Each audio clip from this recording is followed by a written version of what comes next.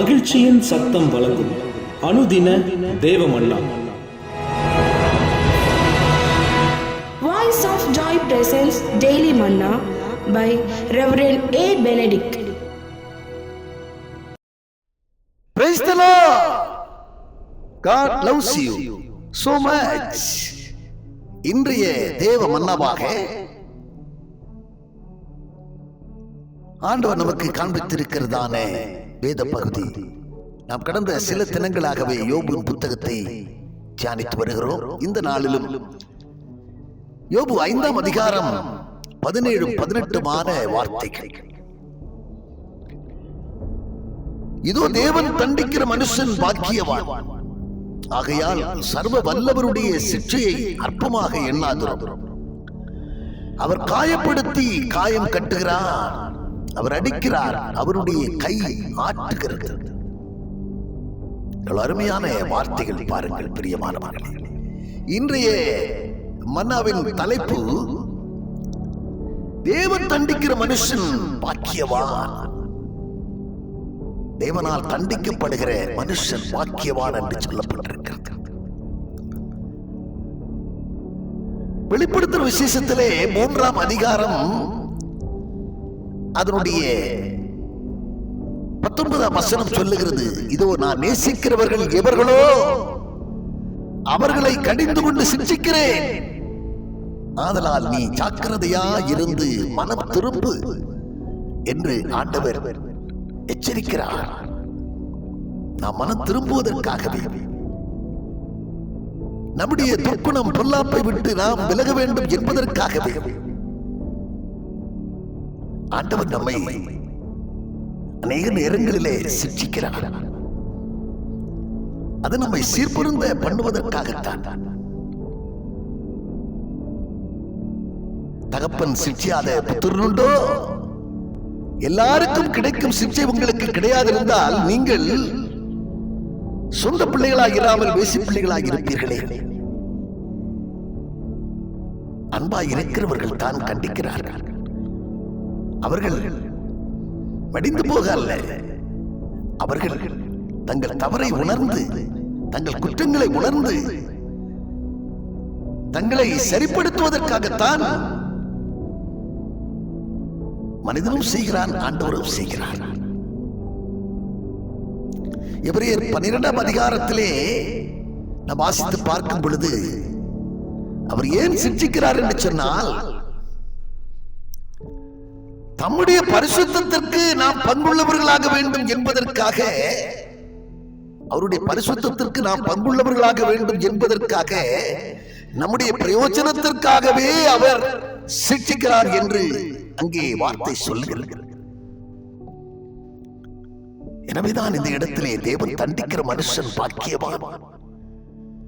அவர் காயப்படுத்தவும் செய்வார், காயம் கட்டவும் செய்வார், அடிக்கவும் செய்வார், அணைக்கவும் செய்வார்.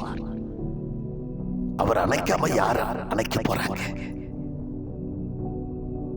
வேதத்திலே ஆண்டவர் சொல்லுகிறார், பொல்லாதவர்களாகி நீங்கள் உங்கள் பிள்ளைகளுக்கு நல்ல இவுகளை செய்ய அறிந்திருக்கும் பொழுது, மனதினை பார்த்து சொல்லும் வார்த்தையை பாருங்கள், பொல்லாதவர்களாகிய நீங்கள் உங்கள் பிள்ளைகளுக்கு நல்ல இவுகளை செய்ய அறிந்திருக்கும் பொழுது, பரலோகத்தில் இருக்கிற உங்கள் பரமபிதா உங்களை அதற்கும் மேலானவர்களை உங்களுக்கு செய்வது அது நிச்சயம் அல்லவா? நீங்கள் எப்படி உங்கள் பிள்ளைகள் நல்வழியிலே நடத்தப்பட வேண்டும் என்பதற்காக சிட்சிக்கிறீர்கள், தண்டிக்கிறீர்கள், சொற்படி கேட்க வேண்டும், நல்வழியில் நடக்க வேண்டும் என்று சொல்லி எவ்வளவாய் நீங்கள் பிரயாசப்படுகிறீர்களோ, தாய் தந்தையர்கள் பிரயாசப்படுகிறார்களோ, அதற்கு மேலாகவே நம்முடைய ஆண்டவரும் பிரயாசப்படுகிறார். எப்படியாகிலும் எந்த வழியிலாகிலும் என் பிள்ளை மனம் திரும்பி வர வேண்டும். உதாரி மகனை பாருங்கள், அவன் சொத்துக்களை எல்லாம் தகப்பனிடத்திலிருந்து கேட்டு பெற்றுக்கொண்டு அவன் தூரதேசத்திலே பயணப்பட்டு போனான்.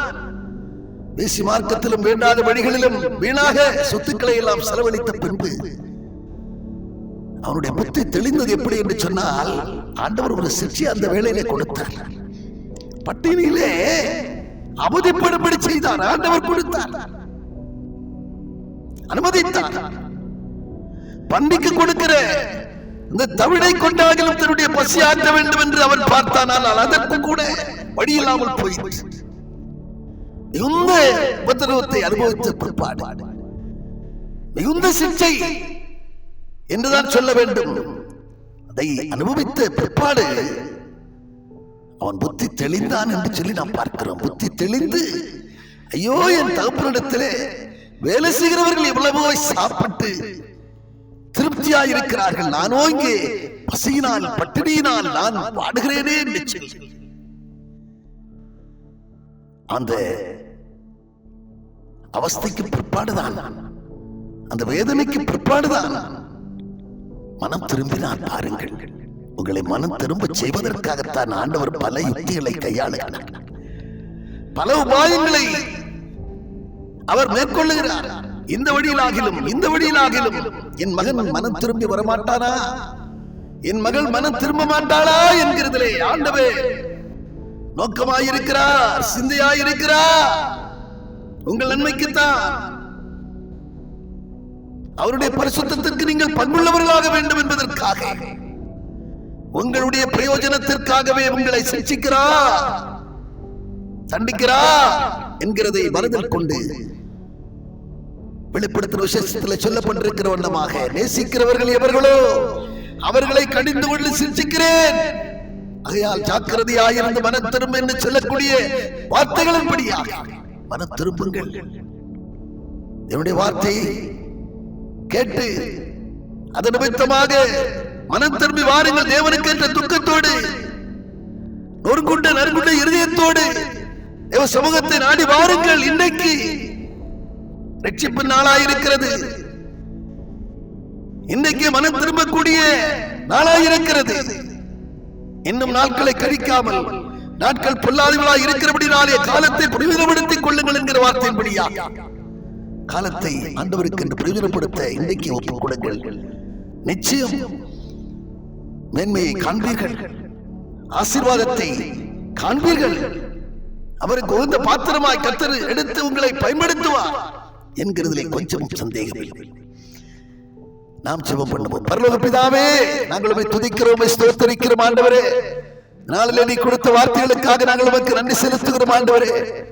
நீர் ஆண்டவரே யாரிடத்தில் அன்பாயிருக்கிறீரோ அவர்களை ஆண்டவரே சிக்ஷிக்கிறீர், கண்டிக்கிறீர். எப்படியாகிலும் பிள்ளைகள் மனம் திரும்ப வேண்டும், உடைய வழியிலே வந்து சேர வேண்டும், நித்திய வீட்டிற்கு சுதந்திரவாளிகளாய் காணப்பட வேண்டும் என்கிறதிலே சிந்தை உள்ளவராக இருக்கிறேன் என்று சொல்லி நாங்கள் அறிந்திருக்கிறோம் ஐயா. எப்படியாக இந்த வார்த்தையை கேட்டுக் கொண்டிருக்கிறதா நம்முடைய பிள்ளைகள் மனம் திரும்பி உடைய பாதத்தில் வந்து விழும்படியாக அந்த பாவியான ஸ்திரியை போல ஆண்டவரே, அந்த சமாரிய ஸ்திரியை போல ஆண்டவரே, சகைவை போல மனம் திரும்பினவர்களாய் ஆண்டவரே சோத்திரப்பா, தங்கள் குற்றங்களை உணர்ந்து முழுமையாய் தேடக்கூடியவர்களாய் காணப்படணுமே கர்த்தாவே. கிருபை செய்யுங்கப்பா, வழி நடத்துங்கப்பா.